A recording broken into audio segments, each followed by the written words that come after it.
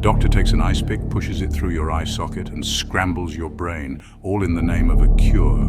It sounds like science fiction, but for decades it was terrifyingly real. This is lobotomy.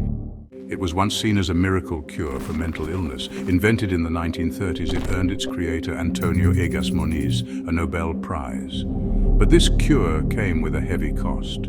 It was popularized in the US by Dr. Walter Freeman. He took Moniz's concept to a terrifying new level with the transorbital lobotomy, also known as the ice pick lobotomy. Using a sharp tool, Freeman would access the brain through the patient's eye socket, often without anesthesia, only a few jolts of electroshock to keep them still. It was done in 10 minutes, and Freeman performed thousands of them, sometimes in front of large audiences. The first American lobotomy was performed in 1936 by Dr. Walter Freeman and Dr. James Watts on Alice Hood Hammett, a woman suffering from severe anxiety and agitation. They conducted a prefrontal lobotomy where they severed connections in her brain's frontal lobes, aiming to alleviate her symptoms.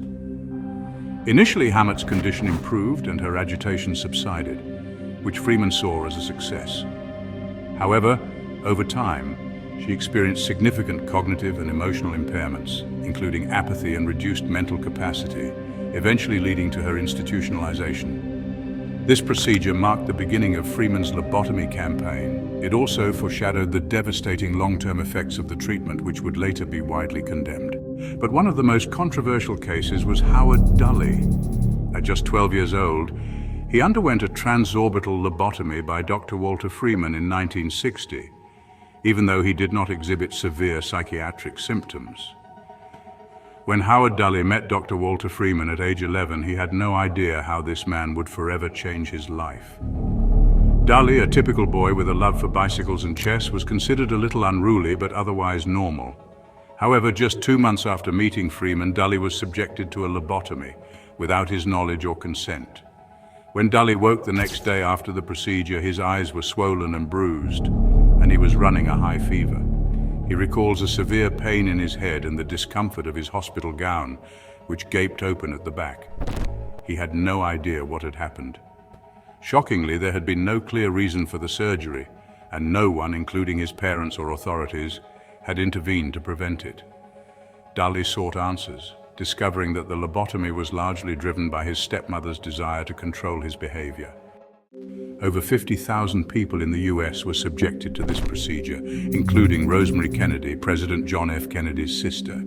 It left her severely disabled for the rest of her life. Many patients lost their personalities, their cognitive abilities. Some even became catatonic or childlike, requiring full-time care for the rest of their lives.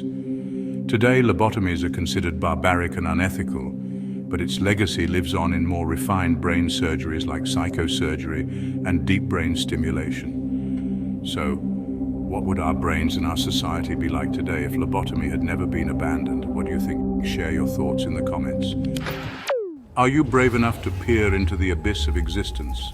Or do the cosmic mysteries beckon you to explore the unknown? Choose path A to unlock the secrets of science and faith, or venture down path B to discover the galaxy's dark appetite. The choice is yours, and the adventure starts now.